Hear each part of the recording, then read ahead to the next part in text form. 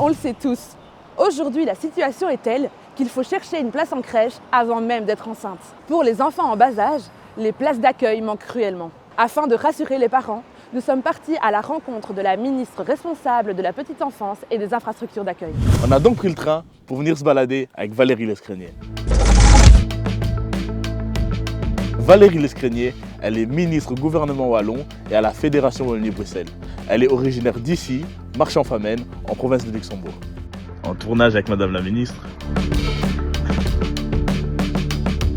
Alors on dit Valérie ou Madame la ministre? De toi à moi je préfère qu'on m'appelle Valérie. Alors Valérie, un des enjeux pour les années à venir, c'est l'accès aux crèches. Et plus généralement, les places d'accueil pour les petits-enfants. Pour les jeunes parents, trouver une place, c'est très compliqué et parfois très cher. Comment est-ce que tu décrirais la situation actuelle ? Alors la situation, elle est critique et l'enjeu, il est crucial. Toi comme moi, on connaît des tas de familles autour de nous qui cherchent une place en crèche pour leur enfant. C'est super paradoxal parce qu'on a tous ces couples qui se réjouissent d'avoir un enfant et puis 24 heures après, c'est le gros stress, qui va garder cet enfant et le jour où je vais devoir retourner sur le marché de l'emploi. Et donc c'est vraiment le parcours du combattant pour toutes ces familles. C'est identifier tous les milieux d'accueil qui sont autour de chez soi. C'est aller faire toutes les démarches administratives pour s'inscrire dans les crèches. C'est un stress permanent au quotidien et en parallèle, c'est réfléchir au plan B si jamais on n'a pas de place en crèche.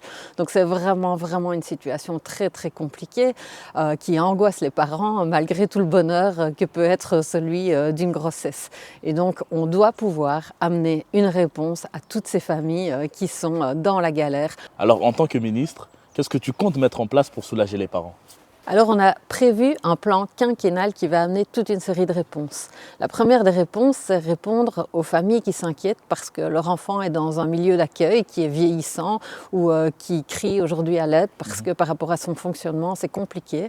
Et donc là, on doit amener des réponses pour réinvestir, pour rénover tous ces milieux d'accueil d'une part et pour faire en sorte que le milieu d'accueil il puisse fonctionner demain en finançant par exemple le poste de directeur au travers des moyens publics. Le deuxième élément, c'est bien évidemment d'amener des nouvelles places qui vont passer au travers la concrétisation d'un appel à projet qui est actuellement sur la table et pour lequel les porteurs de projets nous mettent en avant toute une série de freins qu'ils rencontrent en matière de finalisation du chantier où l'échéance est trop courte parce que le prix du chantier s'est envolé et qu'ils n'ont pas les fonds suffisants que pour pouvoir le concrétiser ou encore par rapport à la pénurie de matériaux biosourcés notamment qu'ils doivent utiliser dans l'appel à projet existant. Et donc on travaille vraiment à lever tous ces freins qui nous sont identifiés par les porteurs de projets. Et puis par la suite, dès l'année prochaine, on va lancer un nouvel appel à projet pour pouvoir couvrir l'ensemble du territoire de la Fédération Wallonie-Bruxelles au travers ces 5000 nouvelles places. On manque des places en crèche, mais on manque aussi de personnel. Trouver une puéricultrice aujourd'hui, c'est très compliqué. Mais pourquoi ? Alors avoir une super crèche sans personnel, c'est effectivement problématique. Ce qui est clair, c'est qu'aujourd'hui, le métier de puéricultrice, c'est un métier qui est en pénurie. Alors la première des choses, c'est rendre ce métier d'accueillant de la petite enfance plus sexy auprès des jeunes. Aujourd'hui, on a l'impression qu'accueillir les enfants, c'est un métier super pénible, c'est un métier qui n'est pas spécialement valorisé et donc on doit vraiment redorer l'image de cette belle profession.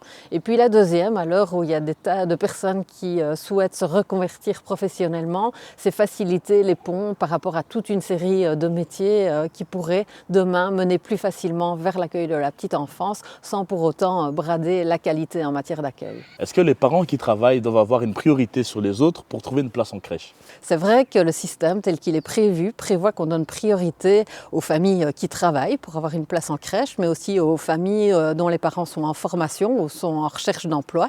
Et donc ça couvre déjà un large pan de la population. Mais dans un même temps, à côté de ces places plus classiques en milieu d'accueil, je pense que l'accessibilité d'un milieu d'accueil pour tous les enfants, c'est aussi un autre élément important. Et on doit faire en sorte que tout enfant, quel qu'il soit, ait une réponse en matière d'accueil. On sait combien les 1000 premiers jours d'un enfant sont importants. Ça lui donne ses armes pour trouver sa place dans la société. Ça lui permet d'être épanoui, d'avoir confiance en lui. Et donc, on ne doit laisser personne au bord de la route. Alors, qu'est-ce qu'on peut faire pour simplifier la vie des parents au moment où ils doivent trouver une place en crèche? Alors il y a un gros chantier qui doit être mené et ce chantier il passe notamment par les outils numériques parce qu'aujourd'hui les parents peinent à identifier l'offre qui existe et les outils numériques vont offrir une réponse et puis à nous décideurs ils vont aussi nous donner des informations plus larges et plus complètes sur le besoin en termes de place d'accueil en fonction des zones, ça c'est la première des choses et puis dans un même temps il est bien évident qu'on doit toujours au-delà du développement des outils numériques,